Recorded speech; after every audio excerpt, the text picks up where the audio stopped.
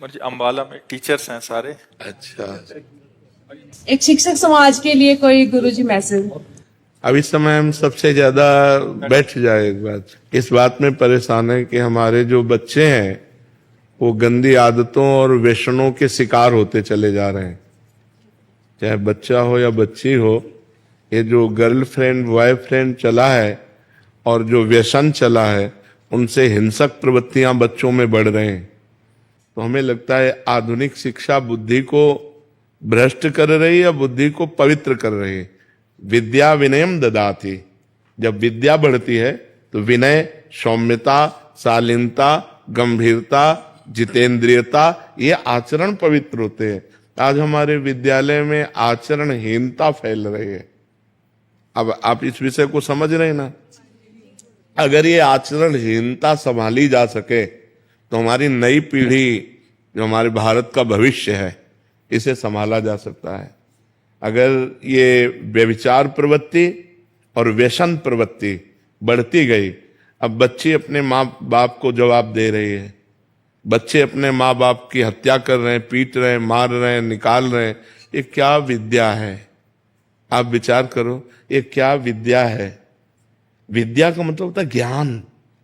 ज्ञान का मतलब होता है सौम्य, सदाचार, पवित्रता व्यवहार में आ जाए कि भाई ये देखो पढ़ा लिखा आदमी और एक गंवार आदमी। गंवार आदमी असभ्य बर्ताव करता है, पढ़ा लिखा आदमी सभ्य बर्ताव कर। तो आधुनिक पढ़ाई के साथ यदि आध्यात्मिक पढ़ाई नहीं होगी तो हमें लगता है आधुनिक पढ़ाई से कंट्रोल नहीं हो सकता। इंद्रियों का जो कंट्रोल है, माइंड का जो कंट्रोल है, जो ओवर थिंकिंग है, जो डिप्रेशन की तरफ ले जाने वाले आचरण है, जैसे व्यभिचार, व्यसन आदि, ये जब बढ़ेंगे तो हिंसा प्रवृत्ति बढ़ेगी और माइंड जो है वो हमारा निगेटिव फेंकेगा। जब निगेटिव फेंकेगा तो हम चिंतित हो जाएंगे, परेशान। हमारा दिमाग यदि पॉजिटिव है तो हम बड़ी से बड़ी विपत्तियों को भी क्रॉस कर सकते हैं। अगर हमारा दिमाग निगेटिव है तो हर सुख सुविधा में भी हम जलेंगे, बैठे जलेंगे। तो हमें लगता है पॉजिटिव दिमाग होने के लिए सबको, जैसे गीता जी है, भागवत जी है, नाम जप है, ब्रह्मचर्य है, इन पर प्रकाश थोड़ा, अगर आध्यात्मिक प्रकाश नहीं पड़ा तो ये बच्चे हमारे बिगड़ते चले जा रहे हैं।